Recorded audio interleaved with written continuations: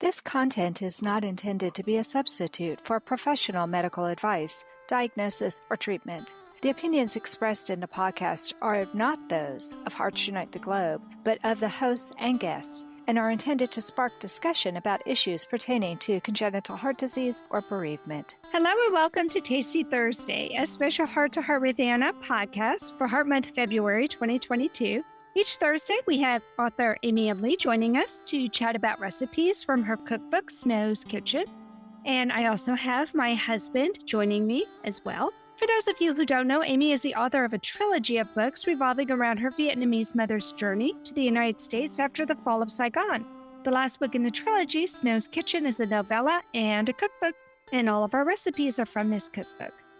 Today, we have my husband, an unbelievably talented chef, Frank Jaworski, and author Amy M. Lee, of course, from Snow's Kitchen. And this is the third Tasty Thursday episode. Welcome back to Heart with Anna, Amy.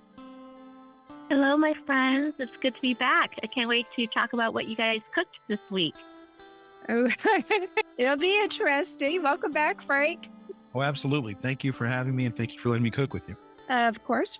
Last week, we talked with you about making yellow curry chicken. And if anybody wants to hear how that turned out, I'll put the link in the show notes so you can see what our attempt last week was all about. But this week, we decided to try another main course. So the dish we made this week is on page 175 to 177 of Snow's Kitchen. And it's the Boeuf Bourgignon. And I'm not sure if I'm pronouncing that right. Amy, tell us how to say it in Vietnamese.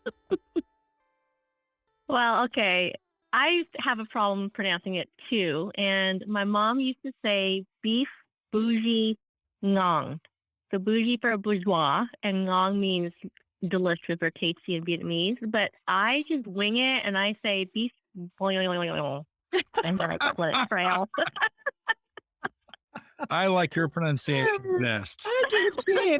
We should do it all together. Oh, my goodness. This was actually a pretty easy recipe to make keto friendly. We hardly had to make any substitutions. Instead of using white flour, we used almond flour for thickening and cauliflower rice instead of noodles, rice, or mashed potatoes. The carb count for the original Boeuf Bourgignon would be about 40 grams of carbs per serving. With the modifications we made, the carb count was 17 grams. Yay! Wow. Yay. That's less than half. Well, to be fair, we didn't have the second bottle of wine either. Oh. The one you're supposed to drink when you're Bottle of cooking. wine. But you didn't add the wine and the calorie count for the original, did you? Yeah. You added the second bottle of wine? No, not the second bottle of wine. Okay, No. That doesn't change anything. No, it was fair. It was a fair comparison. Okay. This was even fewer carbs than the curry. And that kind of surprised me because this tasted really rich. I think the difference is that the richness of the Boeuf Bourgignon comes mostly from the wine and the tomato paste that's in this. That's not uncommon. Whereas the richness for the curry was from the sweet stuff. And we did some substitutions, but even with that, the coconut cream was a big booster for the calorie count. Yeah. So I think that's why the Boeuf Bourgignon, though it tasted rich, wasn't as high in carbs. Yeah, I would concur with that. Especially the coconut milk. Yeah. That makes it definitely a lot richer. It does. But it also gave it a nice texture. And even though that was my first curry ever, I don't think I would have wanted it runny. I think having it thicker like it was helped, I don't know, tasted really, really good. I don't know, whatever we did it right. And even if it was a little bit more carbs, it wasn't much. I mean, both of these were under 20 grams of carbs per serving. So I think that's pretty good.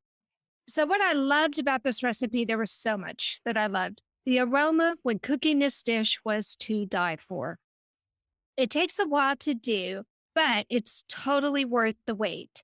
I love how Frank sauteed the mushrooms just before adding it to the dish. They were so delicious. I can almost smell that now. I'm curious though, did you guys use the pearl onions or what kind of onions did you use? We actually avoided onions because that's one of Anna's least favorite foods.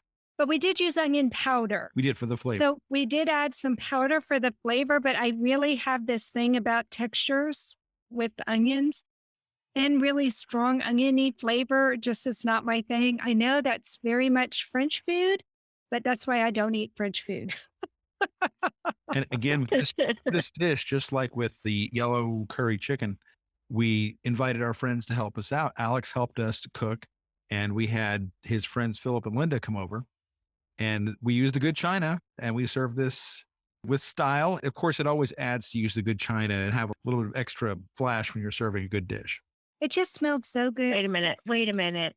You had 5 people at the dinner table and you didn't have a second bottle of wine? No, we didn't. No, I don't think any of the kids are wine drinkers. Yeah. I think most would probably drink. Yeah, Sorry. they may drink. Okay. But that didn't even come up. I'll tell you what did come up, seconds. Everybody wanted seconds. Yes. It was so good. Even though we had cauliflower rice. Frank also made some jasmine rice for Alex and our guests, but our guests wanted the cauliflower rice too. So all the cauliflower rice went, which really kind of surprised me that some of them chose the cauliflower rice over the jasmine rice. Yum. If I wasn't doing keto, I would have jasmine rice. I'm with you, sister, but I would love to try cauliflower rice. I've never had. It's really easy. You can buy cauliflower in the market and chop it fine, or you can just buy a bag of pre-shredded cauliflower rice. And I have found that if you try to boil it or steam it like rice, it gets too mushy. But if you fry it in a little bit of oil or butter, maybe with some vegetables or seasonings, then you get kind of like a stir-fried rice, and it works really good. Would you stir fry before we used it? That's how I heated it. I heated it in a skillet, yes. Oh, you did? I did. See, I wasn't here. I was recording a podcast. Frank is such a good guy. We did most of the cooking, and as you know, but maybe the listeners don't know, you don't add the mushrooms until 5 minutes before you're getting ready to serve it. So we were actually at our house in the country, which has a really big kitchen, which made it easier for us to work and move around. And then I had to record a podcast. So Frank took all the food back home because Alex said, "Hey, can I invite some friends over?"